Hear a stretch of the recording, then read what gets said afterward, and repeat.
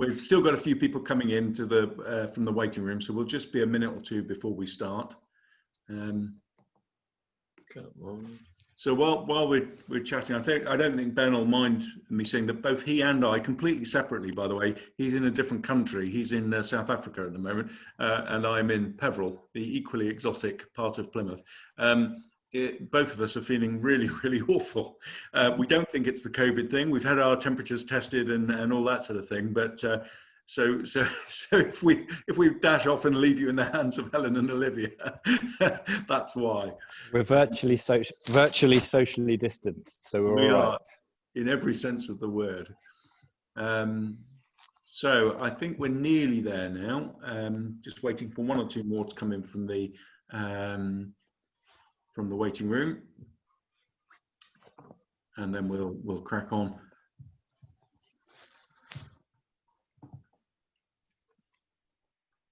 It's always about 2 or 3 minutes into a meeting before we're all ready to go.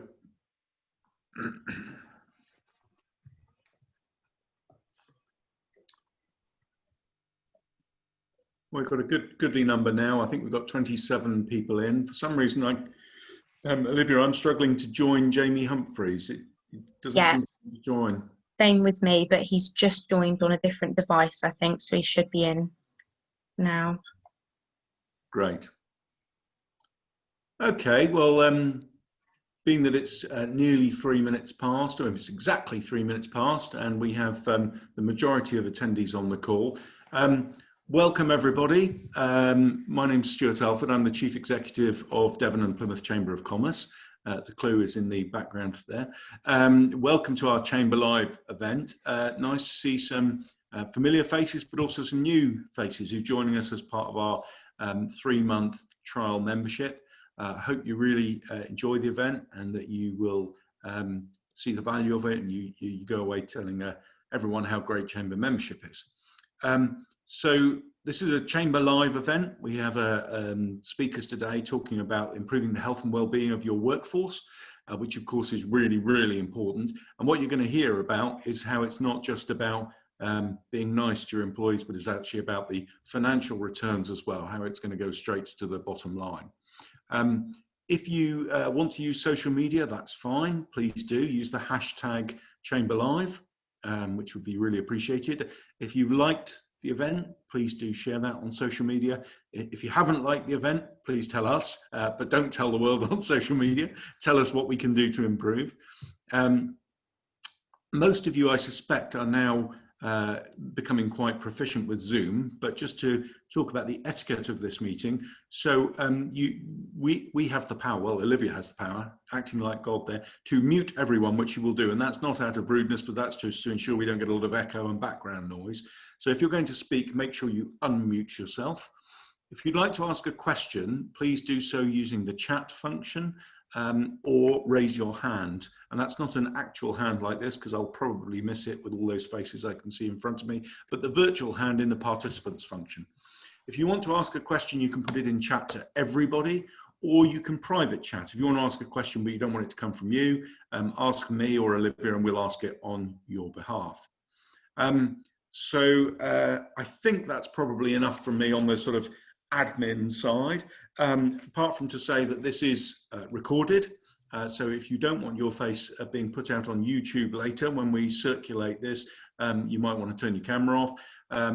But other than that, I'm assuming by the fact you've joined here that you are happy for us to use it. We have no fire alarms planned, and if we have one, you're on your own, because I don't know where you are, I don't know where your fire exits are, I don't know where your loos are. Basically, good luck. We'll all wave and smile, and if we like you, we might even call the fire brigade. But hopefully, everything will go smoothly. We've had a test of the technology, and we think it's all going to work fine.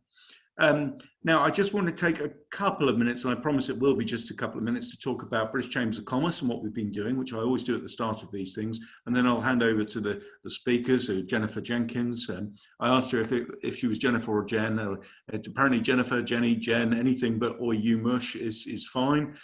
Jennifer is from Livewel, specialist health improvement practitioner. So she's going to talk to us about wellbeing at work. And then we have Ben Mitchell joining us from pirkx. who's currently in South Africa. Ben and I have had several conversations about pirkx, a really interesting model, and he's going to talk to us about that. Just before we do, the British Chambers of Commerce update. So we've had announcements from Rishi Sunak about the next wave of government support to follow on from the furlough scheme. And there are certain bits in what he's announced that are obviously very welcome. The extension of the low rate VAT for certain industries, the extension of loan schemes and delays in payments, all very, very welcome. The new scheme to prevent job losses, on the face of it, of course, is helpful. And of course, we're grateful for any help for our businesses.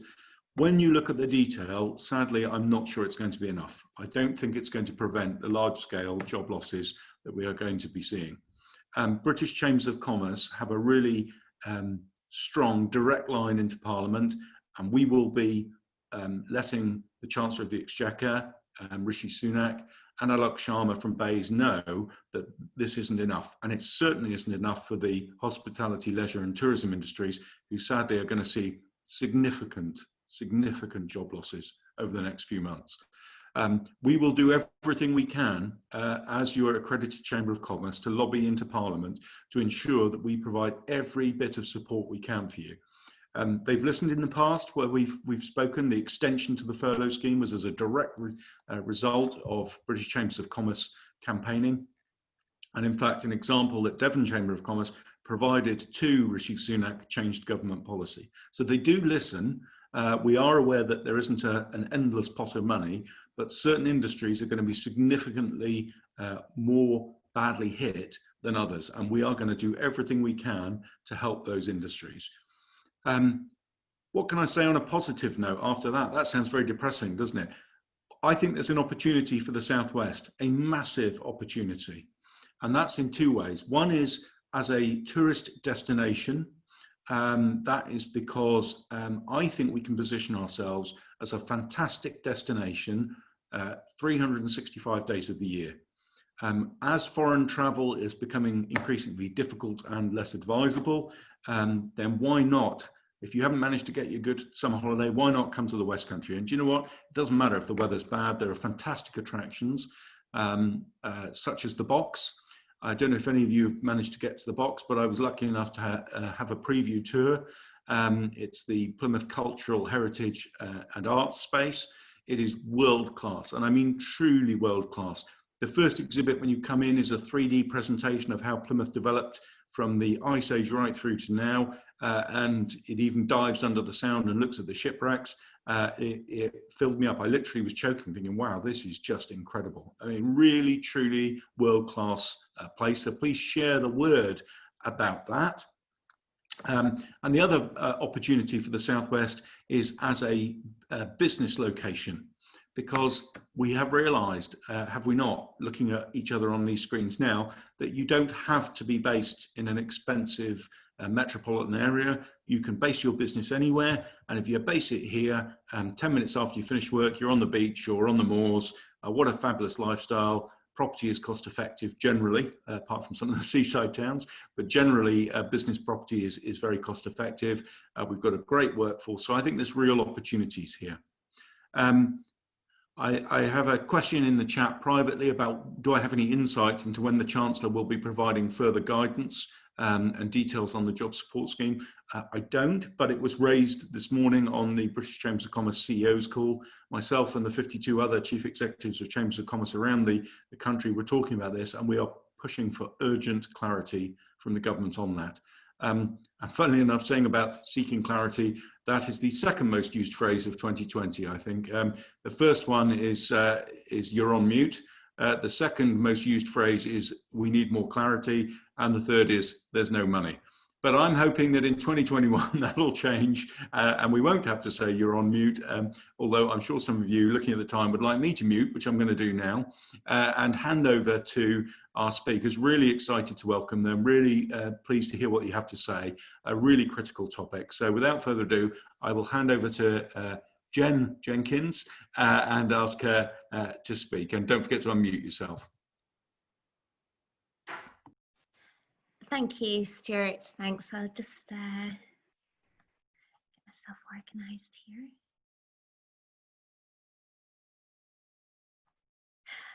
Okay, hopefully you can all see my PowerPoint presentation.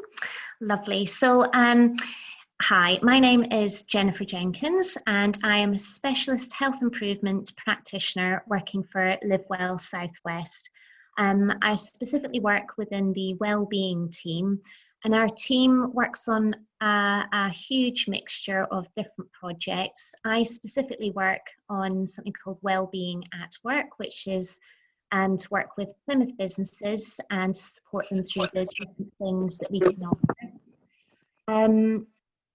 We also offer clinics for people in Plymouth to access if they would like to stop smoking, like advice on diet, exercise, alcohol. We run a lot of training, wellbeing training. We have projects such as long-term condition projects, which helps people if they need extra support, if they are suffering from a long-term health condition. And we have a very exciting project called Fuse at the moment, which is working directly with accident and emergency at Derriford and working with their top 100 repeat patients who need a lot of help in health and social care, reduce the burden on accident and emergency. So we have a huge wealth of different projects, but I specifically work on wellbeing at work.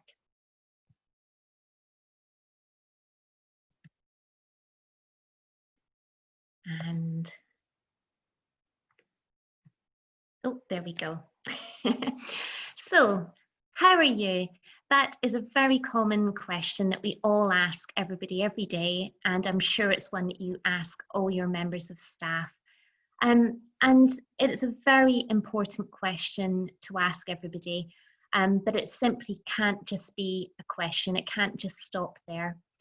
A third of waking hours are for full-time working adults are actually spent in the workplace. So we spend a huge amount of time and commitment at work.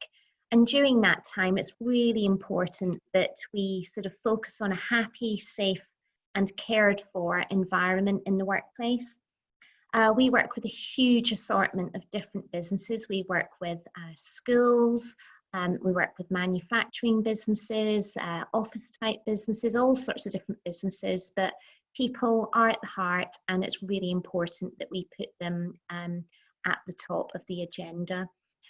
So as we've just been talking about, there's a lot of extra pressures and tough times at the moment, COVID, Brexit, if I dare mention that, the economy, and obviously there are a lot of new ways of working as well.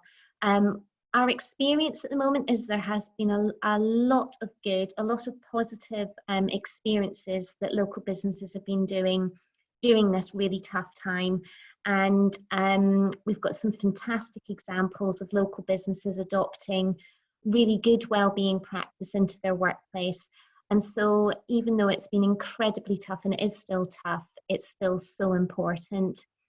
Some of these extra pressures means that you could have increased anxiety, stress, and even isolation for members of your staff.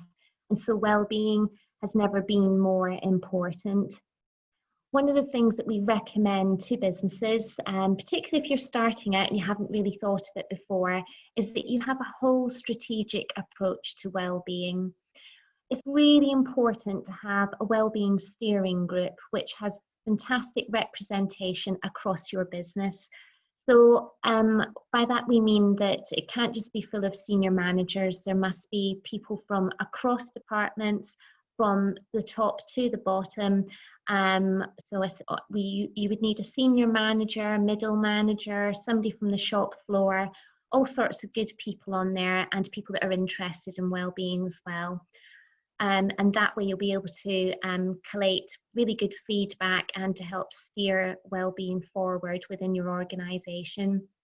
We recommend that you do an annual staff wellbeing survey. So you ask your staff questions on how do they sleep, how do they feel, are they stressed, are they anxious, do they eat healthily, do they smoke, would they like help with giving up smoking. We've got examples of those surveys if you'd like one. Public Health England has a recommended survey if you're interested. But it's really important to ask those questions to find out how your staff feel. And then when you repeat the survey in another year's time, to find out if you've been able to improve on those areas that perhaps are a problem for you. We recommend that you have action planning tied into your survey. So if there are certain areas that you seem to be weak on or need help on, those are the ones that you need to plan for. And making sure that you integrate wellbeing into every department and across all organisational sectors.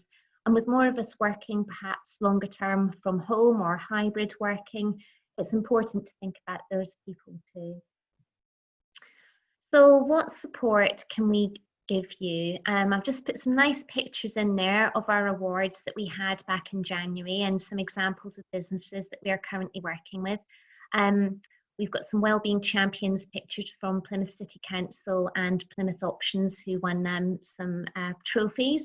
Plymouth Child Maintenance Group Centre and Sitel. We've got a whole wealth of different businesses that we work with. We are actually commissioned to deliver services to businesses in Plymouth or to those businesses that are outside of Plymouth that have 50% of their employees having a Plymouth postcode. We are commissioned by Plymouth City Council. If there are any Devon businesses that are online just now, I will be able to signpost you to Active Devon, who will be able to let you know what support is available for you. But this is the group of people that we are able to work with. So in terms of our resources and forums, the resources are open to anybody, and actually we have got people across the country that are registered with us and receive our newsletters, so anybody can have these. We've got a fantastic website which is packed full of free guidance, advice, support, and a lot of resources. And please feel free to use these on your staff intranet, to send out on your own staff newsletters. It's all free, and we think we've got a good mixture of stuff on there. We would encourage you to register on the homepage of our website, and you will receive our free e-newsletter. Again, it's got really good stuff in there, and I would encourage you to register and so you can access that. We run a free forum every quarter. Our next one is a virtual forum on Microsoft Teams, and we will be covering sleep, that's with Plymouth Options, and alcohol awareness as well. So if you're interested in that, please book onto that. That is free to access. We are also going to be holding our conference on the 28th of January in partnership with the Devon Chamber of Commerce and through Zoom. So please log on to that if you're interested. We've got some good speakers from Public Health England, and we'll have some really good things for that. Also on our website, we've got some working from home guidance on there. So if you need some extra information for staff, please have a look at that. If you're a small business with less than 25 people, then we have started putting together some resources for you as well. And of course, there's a lot of information on our website about COVID-19. Again, please feel free to use those as well. And I've put One New Plymouth at the bottom there. If you have anybody within your business that would like to quit smoking or have advice on healthy eating or alcohol, then we would ask you to signpost them to One New Plymouth. They are running virtual clinics at the moment, and also on the telephone. You can also have a face-to-face clinic appointment as well, but those are all things that you can access for free. In terms of training, we deliver a number of wellbeing training courses. We have 3 courses available virtually at the moment: Understanding Mental Health and Wellbeing, Grief and Bereavement, and Wellbeing Champions. The other courses we offer currently face-to-face, obviously abiding by all the COVID-19 restrictions. 1 or 2 of the courses do have a price to them, but the majority of them are free. If you're interested in any of the training courses, then please contact me and I'll be able to put you in contact with our training department.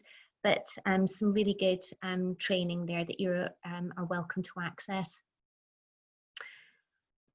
We're extremely proud of the Wellbeing Champions that we have created, I think, or networked within Plymouth. We have over 250 Wellbeing Champions, and this is a growing part of something that we are promoting.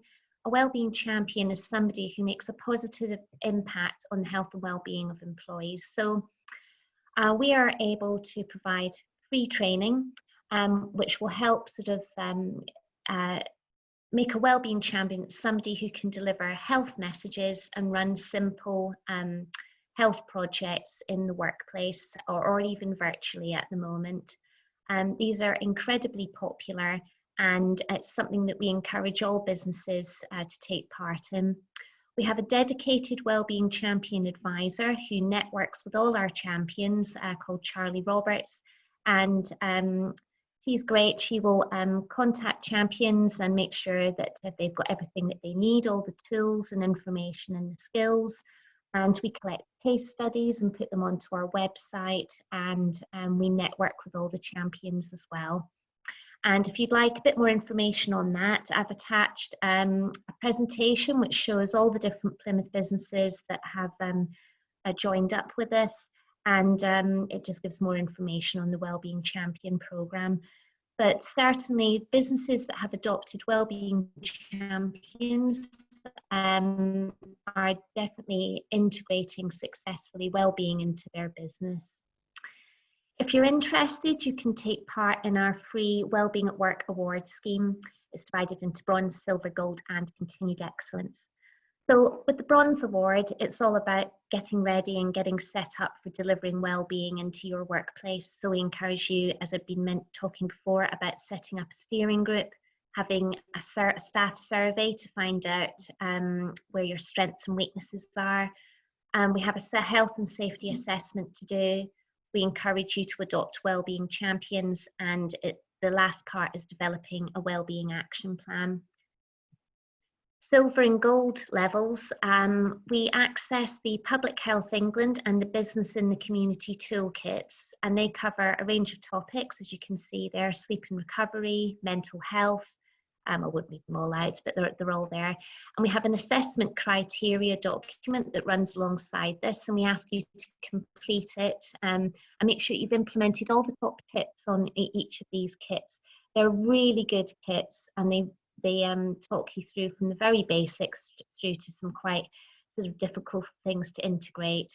There's examples of lots of case studies from a huge assortment of different sizes, shapes of businesses, and we've had really good feedback on the toolkits.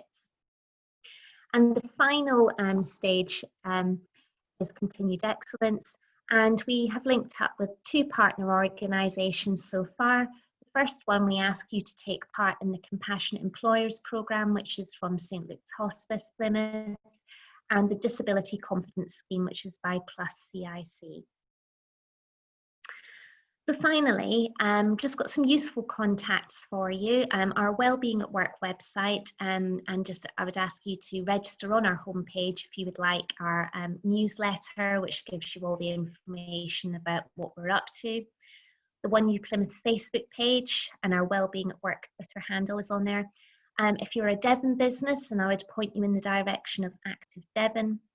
There is a monthly network group if anybody would like to get more involved in wellbeing. This is a regional Public Health England meeting, and it's about worklessness and workplace wellbeing. It does cover quite a wide region: Wales, Gloucester, Dorset, Cornwall, Plymouth, Devon.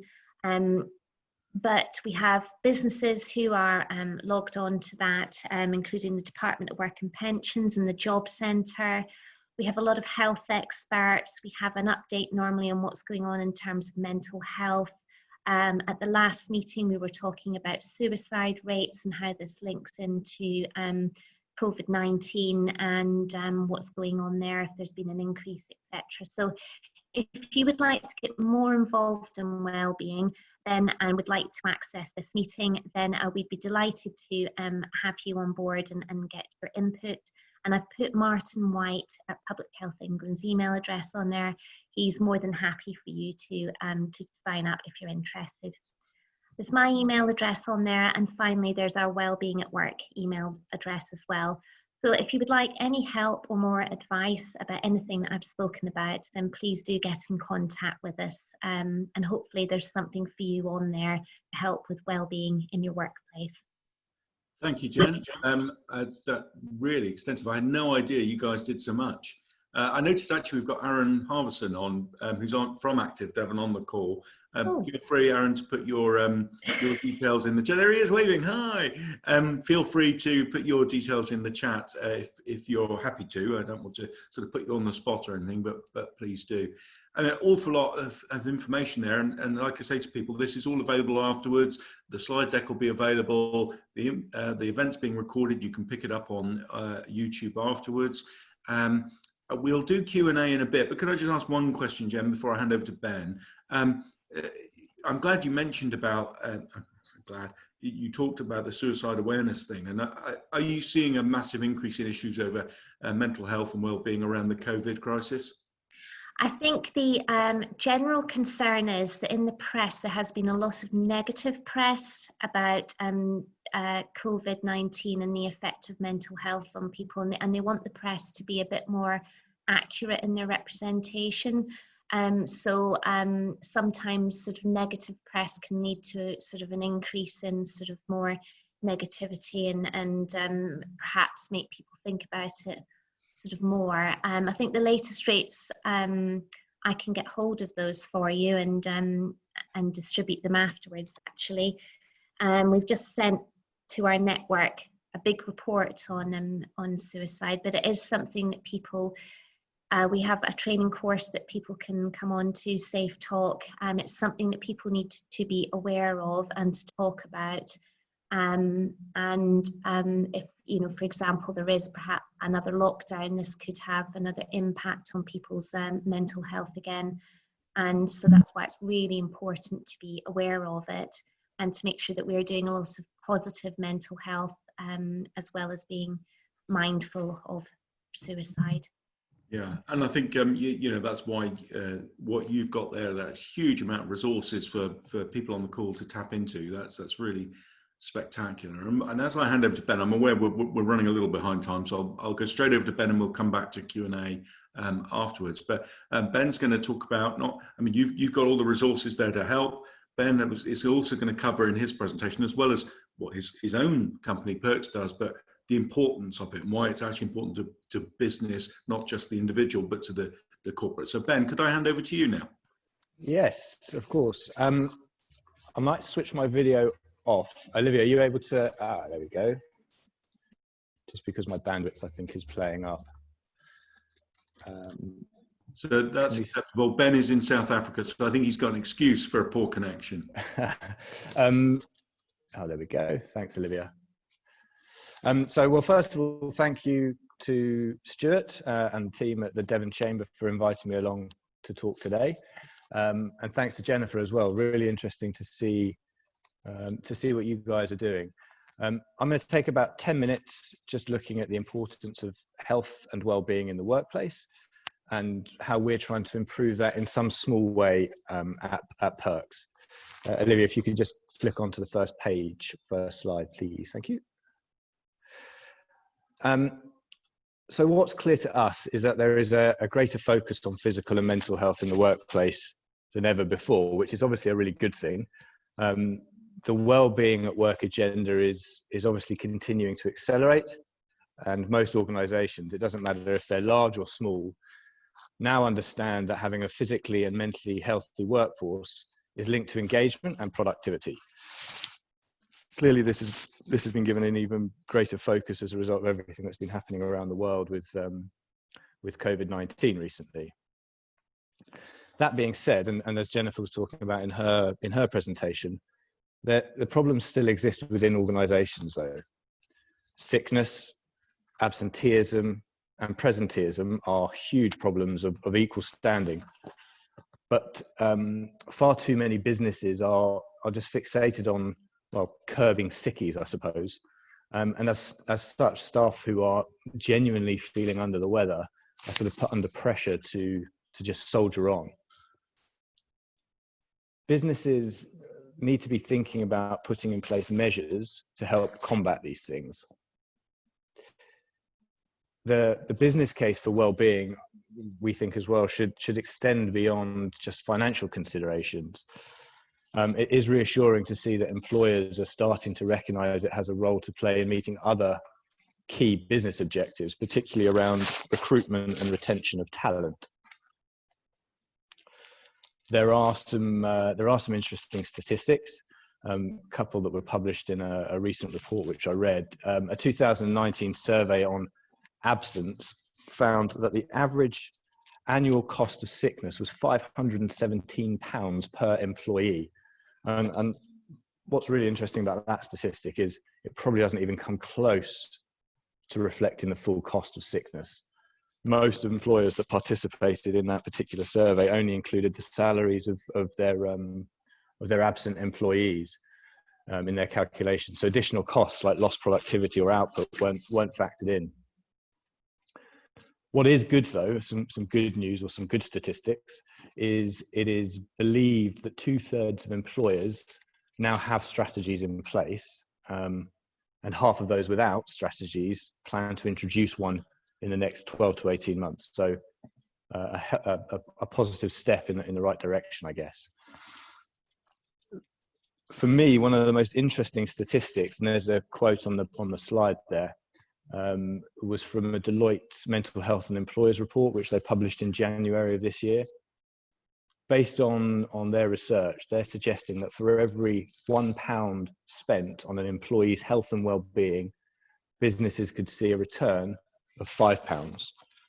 This is due to reducing things like sickness, absenteeism, presenteeism, as well as the unnecessary recruitment and training costs, because they've got a greater retention of talent, as I mentioned already. So it's clear that addressing health and well-being among your workforce is important, not just financially, but as I've just mentioned, helping you to attract and retain talent as well. The challenges though, the challenges for a lot of SME businesses are that implementing strategies can be expensive and often complicated to integrate and manage on an ongoing basis. If you could just flick over to the next slide, Olivia. We don't think it has to be this way though, and this is, I guess, where pirkx can come in and play a part. Essentially what pirkx is a simple platform and mobile app that delivers low cost health and well-being benefits for everybody. It doesn't matter, regardless of your employment status. And if you'll indulge me, I'll just spend a couple of minutes telling you about our story and how we came to be where we are, because it's quite cool. None of us in the team come from an employee benefits background. We were essentially business owners ourselves that couldn't find what we were looking for. Stella Smith, who's the CEO and founder of the business, had built an app, a mobile app, for a small group of 64 self-employed massage therapists, and she wanted to provide them with some health and well-being benefits. So this was about 2 years ago.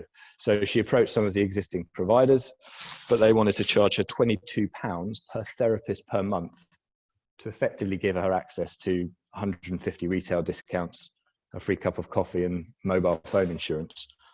So at that price, at £22 a month, she was essentially being priced out of the market because she was a small business. We then approached one of the large accountancy firms to see if they could help, or she did, to see if they could help her. But she was told that they couldn't help her because the therapists were all self-employed, which it turns out wasn't entirely accurate. There's nothing precluding you from providing benefits to a group of self-employed individuals, as long as it's nothing that touches the salary, because they of course don't have a salary, like, for example, like a pension. So we set about building pirkx, which, as I said, is an online platform, an app providing a suite of well-being benefits. Which, Olivia, if you could just flick on to the final slide, I think we've got some of the stuff on there. But essentially, what you get in a pirkx subscription is 24/7 online access to a private GP service. To put that in, that's for you and your whole household. To put that into perspective, Boots and Superdrug both launched a 10-minute GP consultation during lockdown, and they were charging £25 and £29 respectively for that 10-minute consultation. We've also got 24/7 online counselling service built into the platform, or EAP, as some of you on the call may know it. We've got cash back at over 2,500 different retailers, including all of the major supermarkets and high street chains. We've got discounts at over 3,600 nationwide gyms, useful hints and tips on financial health and well-being, virtual gym classes, a free eye test, plus loads and loads of other stuff. And we serve all of that up for £3.75 plus VAT per person per month, or £37.50 plus VAT if you pay annually in advance. What we didn't realise when we set out on this journey 2 years ago, though, was just how big the market really was. I touched on it at the beginning, but businesses are waking up to the importance of providing these types of health and wellbeing benefits to their workforce, but there's still a long way to go. It is estimated that there are 6 or 7 million self-employed individuals in the UK who don't have access to these types of things. It's also argued that there's a further 15 million people employed within SME and micro SME businesses, of which it is suggested that up to 10 million don't have access to these types of benefits. And as I think I mentioned earlier, the primary reasons are that they have been traditionally quite expensive. Smaller businesses haven't had the budgets necessarily available. They've been difficult to integrate, and they've been difficult to manage on an ongoing basis. So with pirkx, we think we've solved these problems by providing a low-cost platform with flexible subscription periods, so you can sign you or your team up on a monthly, quarterly, or annual basis. There's no commitment beyond the subscription period that you sign up for. The system also allows you to fully personalize it in a matter of minutes. You don't have to be tech savvy. I can do it.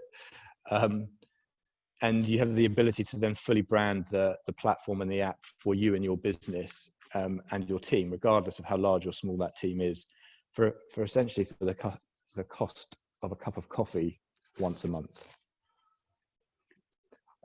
So to wrap up, I think we've seen businesses large and small making positive steps forward in consideration of their workforce's well-being. Of course, there's still a long way to go, and we're hoping that we can play some small contribution to that along the way at pirkx. But thank you guys very much for your time. And I know that Stuart's going to open up to questions, so I'm happy to answer any questions if anybody's got any.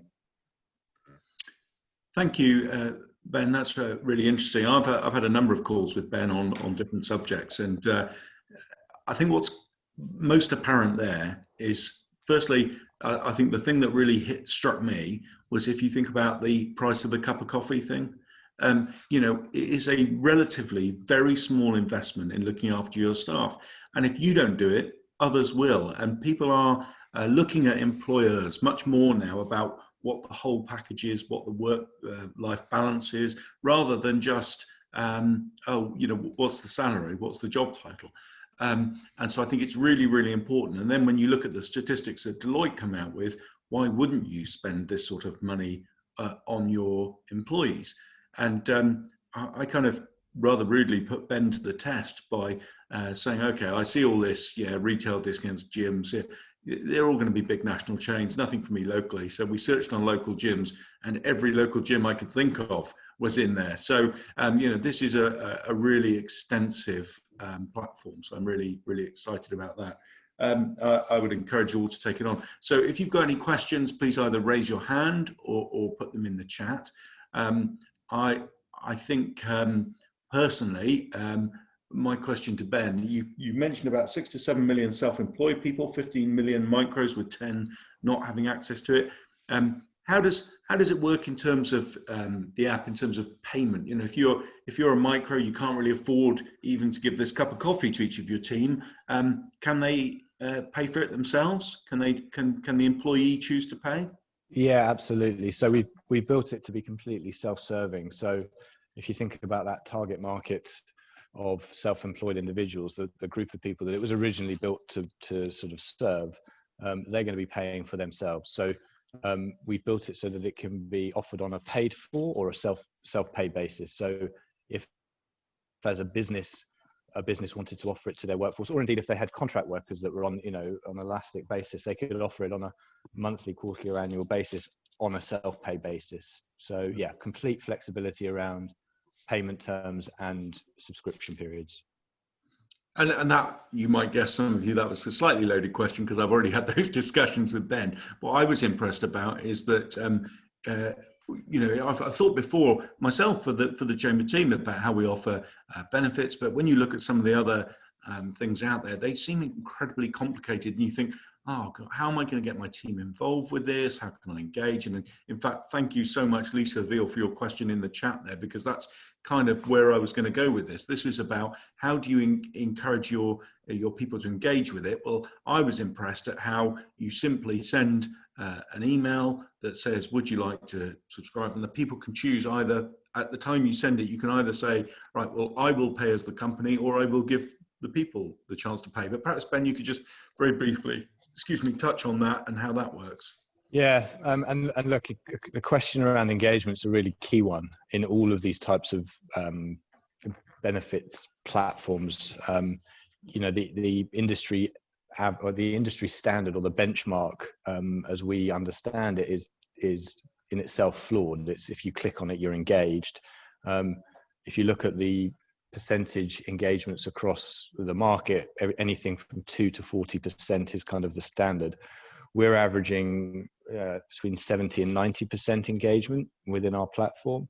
I think, and why is that? Well, I think there's a couple of reasons. One, the way it's delivered, people want things to be on their phone, easily accessible in an app. So there's that. The ability for businesses that offer it to their workforce to curate and add additional content. I didn't mention that, I don't think, in my talk, but you can add additional benefits and links into your perks account. So we've seen businesses put links through to their HR handbook or their HR system or their employee handbook or holiday booking platforms, etc. Because then it means it becomes almost like a portal for the workforce to use and interact with. And whilst on there, they see, oh, I can phone the GP. The other reason, I think, is the fact that there is such a variety of things in there, and it's not going to have, everything is not going to be right for everybody. I myself am not a particularly keen shopper. I'm not sort of one to look for discounts and cashback. That doesn't really, I don't engage with that. But to have access to a private GP in my pocket 24/7, I always use the example of my sister, who's a complete hypochondriac.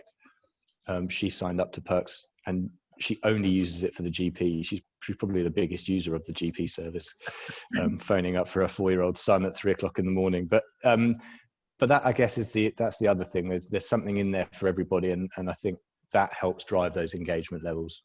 So there's a couple more questions. That's great, Ben, because that was the second question from Lisa was about, they carried out an employment benefits survey, and these days it isn't one size fits all. And that's where I was impressed, particularly with this platform, where you can add your own benefits, your existing benefits. You literally just say, well, this is a place where they can access them. So if you've got other benefits your company already offers, you just create another bubble, you add it in, and there it is as a place to access it. Yeah, I wouldn't. But we have. I wouldn't. This isn't sort of an angle, but we have seen businesses that have got almost everything that exists within Perks in disparate parts of their intranet within their businesses still take the platform in because it's relatively low cost to effectively buy this platform in, because you're just paying on a monthly basis the subscription fee and adding those services that they already provide to their workforce to try and drive engagement in those other services that they offer that sit outside of the Perks core benefits, if that makes sense. Yeah, it's putting it into one place, isn't it? And I think that's a good point about this engagement, how you get people to do it. So there's a question in the chat. It's come to me privately, so I won't say who it's from, but a question for Ben, please. We're preparing a soft launch for our wellbeing program. How do you find the right balance between promise and delivery? We want to avoid the risk of overpromise and underdeliver. And that's my biggest bugbear in life, is the overpromise, underdeliver. I always prefer the other way around. Yeah. How do you do that? How do you balance that up? Well, I think, look, the fact that we built that we built Perks because we identified a need as business owners ourselves. So we priced it at a point that we think is right. We have an egalitarian approach to pricing. So it doesn't matter if you're a workforce of 5,000 or 5, the price is still the same. And then I think the fact that we offer the ability for complete flexibility around subscription periods, and that doesn't really alter the price either. So you can sign your team up for a month at it's easy to manage that process. So there's very little in the way of admin from an HR perspective. We just send an email from the system to the workforce that you want to invite. You pay for a month, and if after a month nobody's used it, well, you don't pay again. So I think putting our money where our mouth is in terms of the services that we provide and the engagement levels that we're generating we kind of show that by offering the no kind of long-term contracts. No, that's excellent. Thanks, Ben. And put them on the spot, but Jen and Aaron, what do you feel about this sort of thing? Is this, do you think, I'm not asking you to endorse a particular product, but do you think this is a good thing, that there are places where people can access all these sort of health and well-being benefits, where they're encouraging discounted gym, where you can speak to a GP, where you've got more access and not going directly through your own employer, but something that is provided by the employer? So Jen and or Aaron. I think it can be part of your well-being strategy, your whole approach to well-being. So obviously, perhaps asking your staff what they would like to see, getting their feedback, and then if it comes up as something that they would really appreciate, discounts at the gym, and that helps you to address their physical activity needs, then perhaps you can consider that. As you said, I can't endorse anybody's business, but certainly it needs to be part of the bigger well-being strategic approach and identifying what your staff need and would like to see. And do you have a view, Jen, sorry, I'm going to ask Aaron to answer the same question in a moment, but Jen, do you have a view about how you ask your staff? Yes, well, as I was talking about asking them in an annual health and well-being survey, that would definitely be the point where you would ask, since you're asking them, how well do you sleep? How stressed are you? Do you feel stressed? How much physical activity do you need? I mean, that would perhaps be the appropriate place to ask them, is within your staff survey. Well, the answer to those questions from me is yes, not at all, and not very.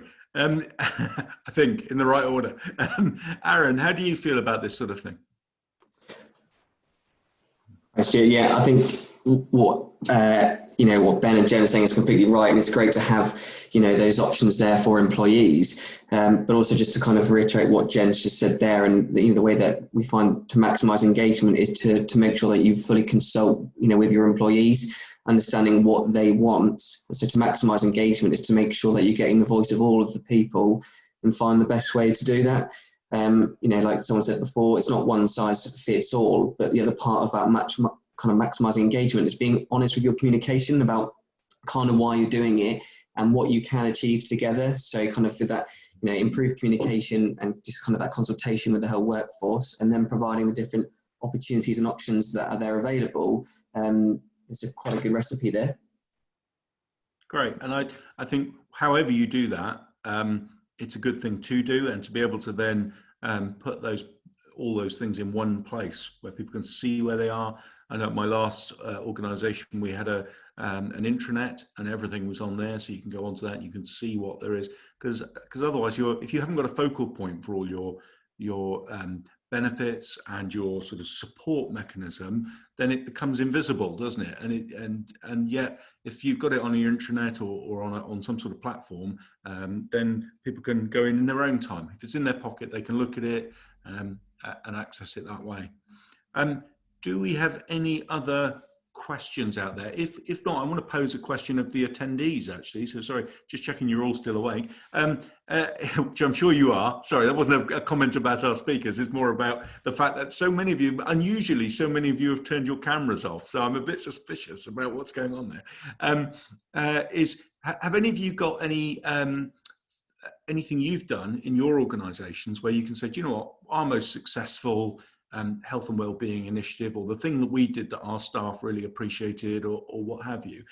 You know, if any of you have got that, then please let me know.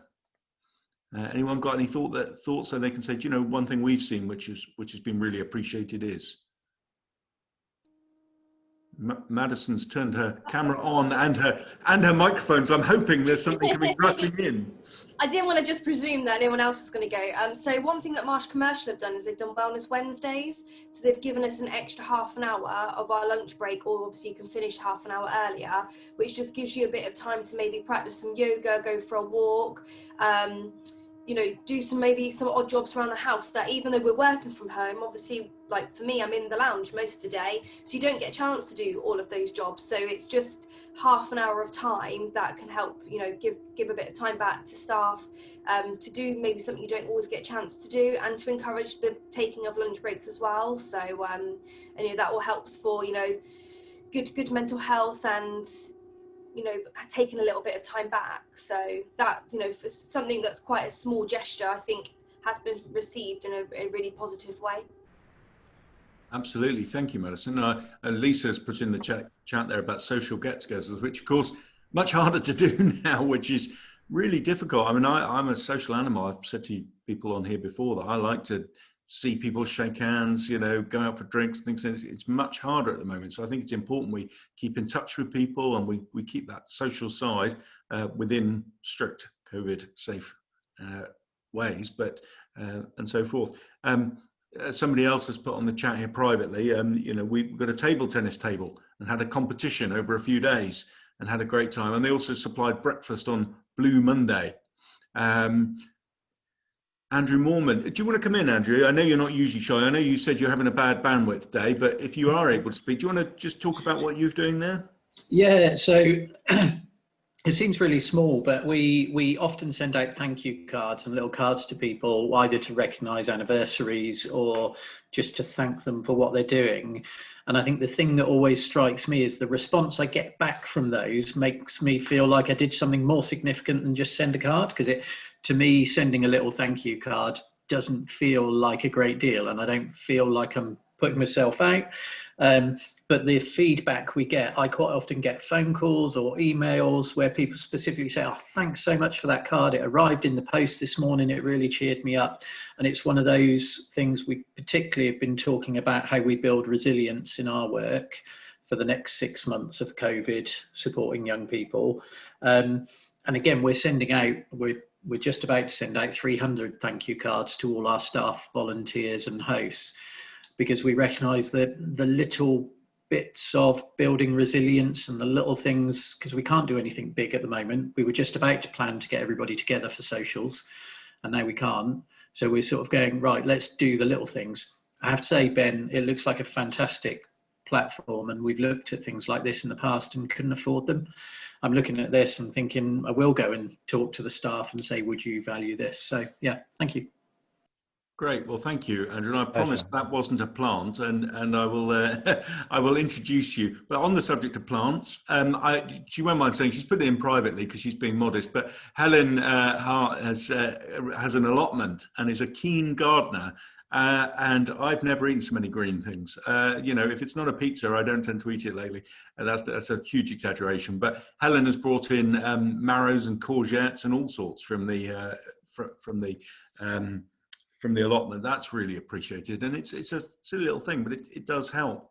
And I also think there's a big difficulty in providing things for people that have a monetary value, because then people say, well, is that all I'm worth? You know, if you give someone a 20 quid voucher, you know, even when the intent's well, and don't get me wrong, if any of you want to send me a 20 quid voucher, I'll take it.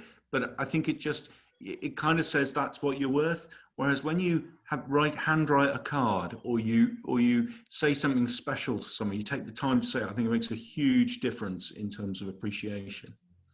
Aaron, you've got your hand up. Do you want to come in there? Yeah, thanks, Joe. I was just going to say, in terms of some of the work that we've done as an active partnership, obviously we're very much in support of increasing levels of physical activity to kind of tackle stress, anxiety, But what we say is it's not just about the physical activity. So it's kind of be more creative and think more holistically about that. Because what we found working with some organisations is that although physical activity can be great at unlocking kind of new ways into relieving stress and anxiety, what other organisations have done is kind of tackle those pinch points first that are actually stopping people engaging with physical activity to then go on to further reduce stress and anxiety. So as an example, one organisation that I've been in consultation with kind of they've brought a hairdresser in once a month so that people can get their hair done on site without having to kind of leave early and things. They also have a financial consultant that comes in once a month to try and tackle the financial stress that might be stopping them or acting as a barrier into other things like physical activity and wilder kind of areas of health and well-being. So be creative and don't just go down the normal avenues, because it might kind of help you support your staff in different ways, and it's a good one. Thank you, Aaron. That's really important. I mean, my last firm, I actually brought in a masseuse. So the team been working incredibly hard, and we set up a side office with a massage table, and they all got a head and shoulder massage just to ease the stress. And that was massively appreciated. And actually, when you divide the cost out, it's not too bad. I see, Teresa, you said, is there a way we can get to see a demo of the app? Ben, if you don't mind putting your email address again in the chat there, because Teresa, yes, Ben has offered to do a demo to anyone who wants it. He will book you. It doesn't have to be a long one. I think I was only 10 or 15 minutes. Aaron, would you like to see that? You're waving your hand. Yeah. Anyone who'd like to do it, please just put your details in the chat. Olivia's just reminded me that it's going to go out tomorrow by Solus to all chamber members. So we will send out details of perks, so you can get hold of Ben through that. You'll get an email tomorrow, but definitely touch base there. Yeah, so feel free to just send me an email, and we can set up a 10-15 minute call via video, and I can just run through how it works, what it does, how easy it all is to use. It's no problem at all. So thank you for that. And Jamie's put a really important point in the comment here, and I'm just aware of time, so I'm going to have to wrap up in a moment. But the most important thing about taking the mental well-being of your staff seriously, and that was mentioned by Jen there about the courses and mental first aid courses. I think that's completely right. Making it a subject you can talk about. I hope my team would agree that apart from looking grumpy, there are times when I've said to them, look, I'm really struggling with this lockdown. I don't like it. Well, you can talk about it. I don't like the fact that we're not in the room together. And if any of you want to give me a call anytime, do. I know Daphne sent me a message saying that Helen dropped some chilies round to her, which is very brave for Helen, who grows chilies, to drop chilies to a Mexican who's probably an aficionado on all things chili. I hope she scored them highly, Helen. So just as we wrap up, in fact, I'll hand over to you, Helen. Do you want to just give us a quick update? And I see we've only got a minute to go, so we won't hold you all up. But Helen, could you just give a quick update on what's coming up? Yeah, absolutely, Stuart. Thank you. And thanks to Ben and Jen and Aaron and everybody else for their contributions. It's been really, really interesting. Just to say that our next event's coming up. If you haven't seen it, we're introducing our Small Business Toolkit on Thursday morning, 1st of October at 9:30 in our brunch series. It's the first of our Thrive in 5 series. So particularly if you're a small business looking to grow and develop, we've got some amazing facts and some advice and guidance for you from some experts, and we'll be launching our Small Business Toolkit, and that's going to be the first of a series which are really going to be unmissable, I would suggest, for small businesses in particular. Our next Chamber Live event is in 2 weeks' time, actually, on the 10th of October. It's actually, sorry, the 12th of October. 10th of October is National Homeless Day, but we'll be looking at this on the 12th with Shekinah Mission, look at how they're supporting the homeless in the area, what we can do to help them as well. Certainly our team had a fantastic day there earlier in the year. We made lunch for them. It was brilliant. And if you get in a chance to do that, I would highly suggest. Again, mental well-being, it had a big impact on the team working together. So it was a great experience for us all. And I'd just like to say that also we are going to be hosting Livewel Southwest Wellbeing at Work Awards and Conference in January on behalf of Livewel Southwest.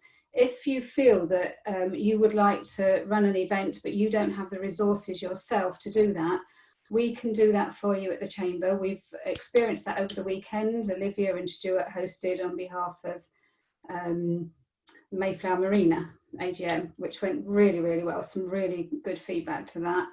And we've also currently hosting a series of webinars for Devon County Council.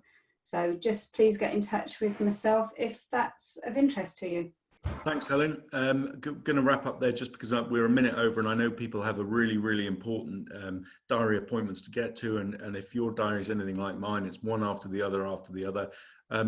Just to wrap up and say that small business toolkit, do come along. Thrive in 5-minute sessions from absolute experts, but for the rest of the networking session, you can ask questions of that person either privately or what have you, and we'll also have Chamber board members there to help you out. A really, really good event. Final, don't forget to get in touch with Ben if you want anything. Look out for the Solus email.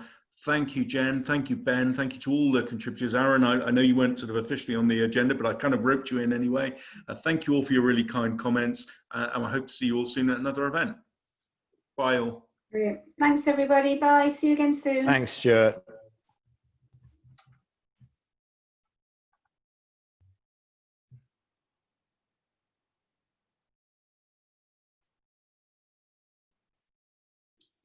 Olivia, do you want to stay on this? Olivia. Yeah, that's what I was Thank thinking. you. Just want to say thanks. And I'll get back to you on the conference. Oh yeah, that's fine. Thank you. Thanks. Bye. Bye. Sorry, I'm trying to leave.